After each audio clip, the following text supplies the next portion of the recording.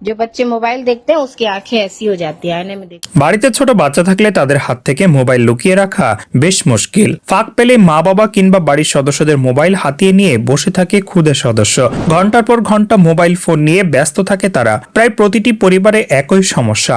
মোবাইলের আসক্তি থেকে ছোটদের দূরে রাখার পদ্ধতি জানতে চান অনেকেই। সমাজ মাধ্যমে তেমন একটি ভিডিও ভাইরাল হয়েছে যেখানে সন্তানকে মোবাইল থেকে দূরে রাখার উপায় বার করে ফেলেছেন এক মা। ভাইরাল সেই ভিডিও দেখা গিয়েছে একটি 6 থেকে 7 বছরের নাবালিকার চোখের চারপাশে বৃত্তের মতো কালো রং লেগে রয়েছে।